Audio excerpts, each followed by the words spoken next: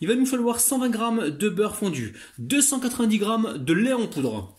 Nous avons aussi un sachet de sucre vanillé ou alors une cuillère à soupe de vanille liquide. Il va nous falloir 20 g de noix de coco râpée, 180 g de lait, donc là lait entier ou lait demi-écrémé, et une pincée de sel. Alors on commence par mettre le beurre à fondre. Vous allez voir, c'est super facile. Allez, aussitôt qu'il est fondu, on verse ici le lait en poudre et le sucre. Donc là, nous avons le sucre et le lait en poudre. Alors on verse tout.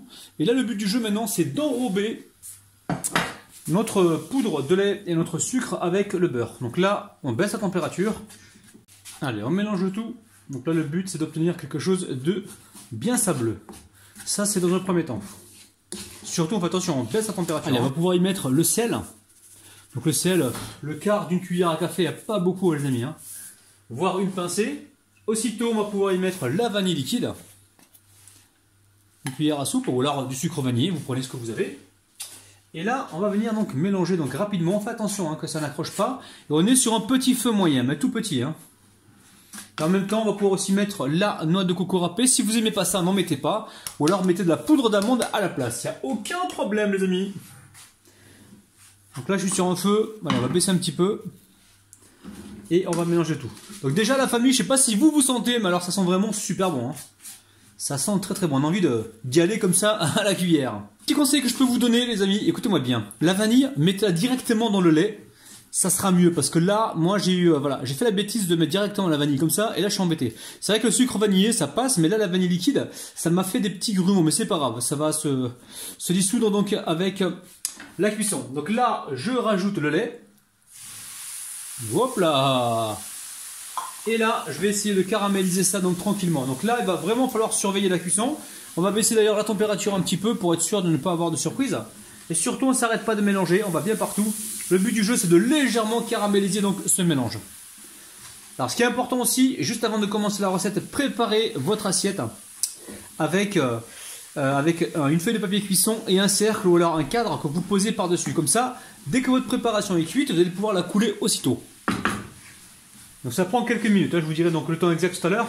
Mais je pense qu'on est parti pour environ 5-6 minutes pour caraméliser légèrement donc cette pâte. Alors franchement, je pensais que ça allait me prendre 5 ou 6 minutes, mais ça prend beaucoup plus de temps que ça. Là, il faut vraiment qu'il y ait un maximum d'humidité qui soit évaporée. Et il faut se retrouver avec une pâte qui se déchire en fait. Je vais vous montrer. Il faut que ça fasse un petit peu comme une pâte à choux. Il faut vraiment qu'elle se décolle facilement des parois et que la texture soit épaisse. Donc là, pour l'instant, c'est pas le cas. Donc prenez votre temps quand vous faites cette recette. Surtout que vous n'arrêtez pas de mélanger. Et là, on attend vraiment que la pâte s'épaississe. Alors famille, écoutez-moi bien s'il vous plaît. Là, ça fait au moins 20 minutes que j'arrête pas de mélanger. Donc je suis sur un feu moyen. Je rebaisse encore un petit peu. Il faut vraiment pas que le feu soit trop fort. Donc là, la pâte, elle est quasiment desséchée. C'est exactement ce qu'il faut. Si vous coulez votre pâte alors qu'elle est liquide, ça ne marchera pas les amis. Donc ça prend au moins 20 minutes. Prenez le temps, mélangez bien sans arrêt. Donc là, on obtient carrément une espèce de boule de pâte. Je continue encore 2-3 minutes. Et ensuite, je vais pouvoir donc la couler directement dans mon cercle. Donc faites attention les amis. Prenez le temps de bien cuire votre pâte, de bien la caraméliser. Mais toujours sur un feu doux pour éviter de cramer. Alors là, la pâte, on voit bien qu'elle se forme facilement donc, en boule. Donc là, ça fait environ 23 minutes. Je vais pouvoir la couler directement dans mon cercle. Donc là, le papier, il est huilé la famille, d'accord? Donc là, je verse hop, là, ma pâte directement dedans. Comme ceci. Et je vais venir donc l'aplatir. Alors, vous prenez ce que vous avez pour aplatir donc, votre pâte. Soit une spatule, soit un poussoir comme j'ai. Alors si vous voulez un résultat plus haut, n'hésitez pas à prendre un moule ou un cercle plus petit. Donc là, on va laisser donc refroidir à température ambiante. Et une fois que c'est complètement froid, j'amènerai ça donc au réfrigérateur. Alors, j'ai laissé une demi-heure à l'extérieur et ensuite j'ai mis ça au réfrigérateur. Ça prend assez vite. Allez, ici j'ai du chocolat au lait. Hop là. Je vais mettre ça à fondre au micro-ondes quelques secondes, environ 30 secondes.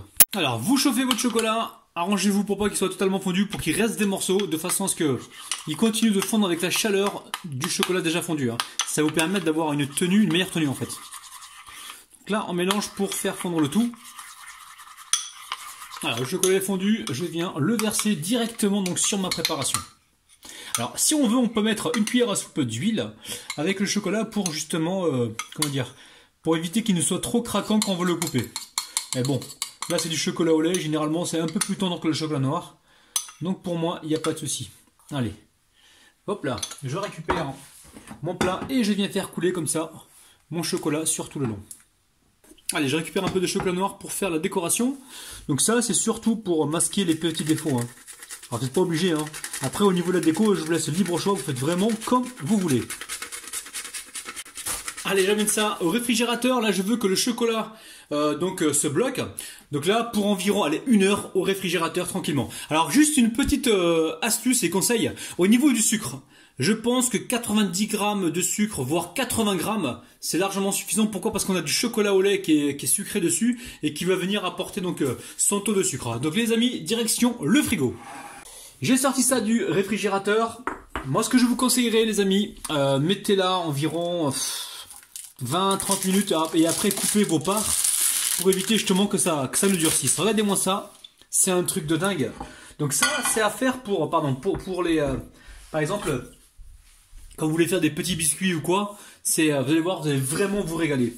Alors il y a 2 écoles, on peut chauffer la lame du couteau pour couper le biscuit. Je vais tester, je vais voir s'il y a besoin ou pas. Là, je vais essayer de couper soit des losanges ou soit des carrés, enfin des rectangles. Alors on va essayer de couper ça tout doucement. Sinon on chauffe le couteau, si on voit que ça se coupe mal. Maintenant le souci c'est que, c'est resté trop longtemps au frigo en fait. J'ai été faire un tour à l'extérieur et je suis rentré et j'aurais pas dû le laisser aussi longtemps. C'est pour ça qu'il faut le laisser 30 minutes environ et puis après prédécouper les parts ou les couper carrément. Et après vous aurez donc moins de soucis. Bon, ça se coupe. Hop là. Faut juste patienter un petit peu. Donc je vous montre l'intérieur, regardez-moi ça. C'est un truc de dingue. Allez, on va couper ça donc en losange. Allez. Donc on va d'abord couper ici là pour avoir quelque chose de bien losangé. Alors je sais pas si vous dites vous losangé ou pas. On va les couper comme ceci. Vous voyez bien les amis? Ouais.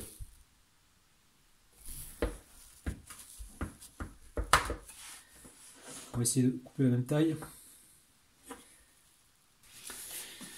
La famille, regardez-moi ça. Alors si j'ai un petit conseil à vous donner, au niveau du sucre, moi je vous conseillerais plutôt de mettre 90 grammes, voire 80 grammes de sucre. Ça sert à rien de trop sucrer parce que là, on a mis du chocolat au lait dessus qui est très sucré. Donc pour l'équilibre du sucre, moi je vous conseillerais de mettre 80 grammes, voire 90 grammes de sucre.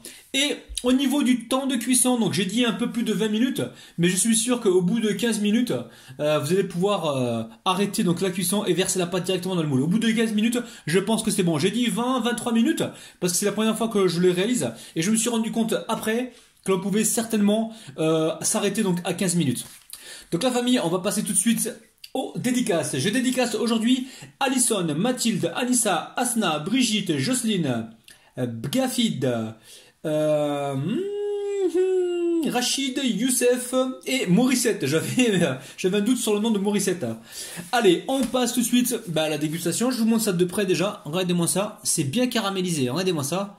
C'est un truc de dingue. Bien chocolaté, bien caramélisé. Vous faites ça pour la fête de l'Aïd, pour le goûter, pour l'apéro. Vous allez franchement faire des heureux. Allez, c'est parti. Alors permettez-moi de vous dire, là on est vraiment sur une surprise.